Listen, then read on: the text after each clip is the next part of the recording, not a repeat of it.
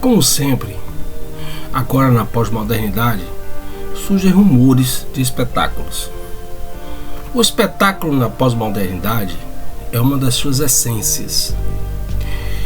É o que faz a ilusão ganhar força,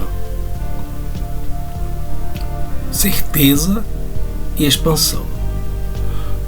Uma das bolas da vez é a idolatria de Vladimir Putin como exemplo de conservadorismo. Bacana, não é?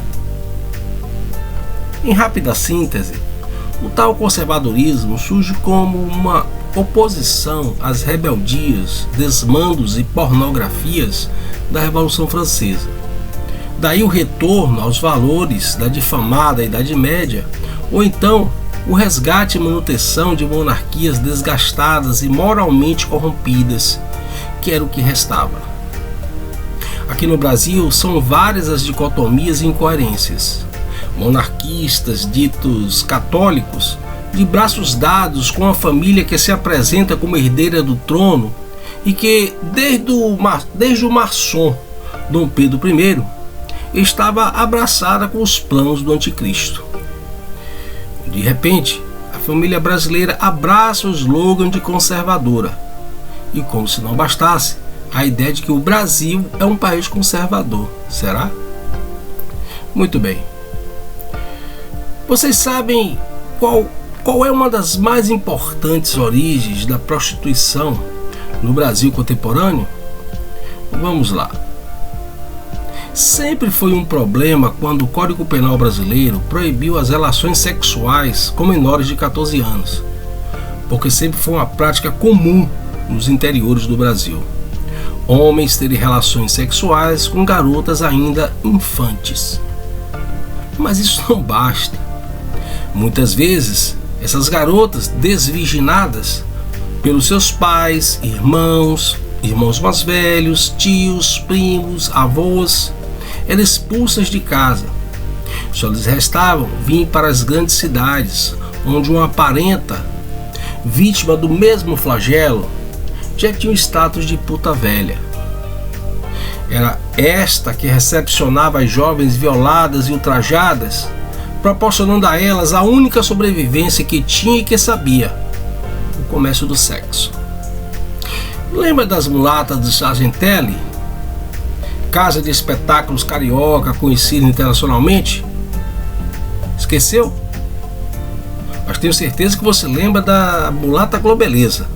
Claro.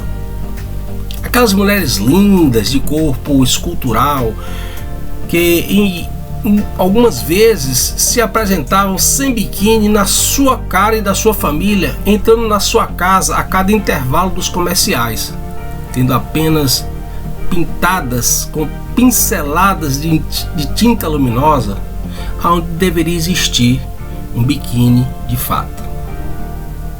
Você deve lembrar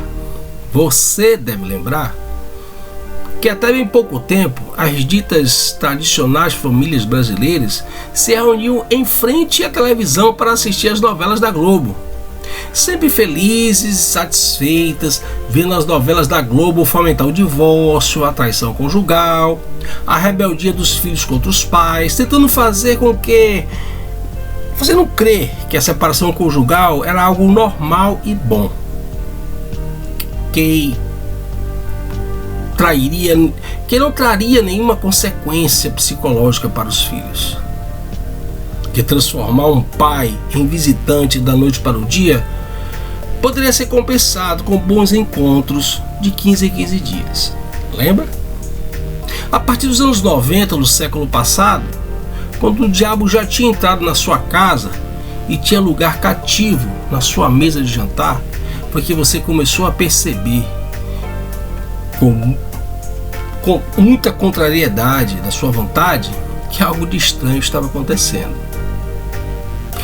Você não percebeu que a libido dominante, a dominação da libido sexual, já tinha explodido na sua cara e você não percebeu. Você também deve lembrar que a escola brasileira foi transformada em depósitos de criança por sua inteira vontade, omissão e conforto. Com isso eu sei que você terá resistência em reconhecer, mas entregou de graça os seus filhos para os comunistinhas iPhone das escolas públicas e privadas. E o que Vladimir Putin tem a ver com isso? Putin se tornou o maior exemplo do ditador do século XXI.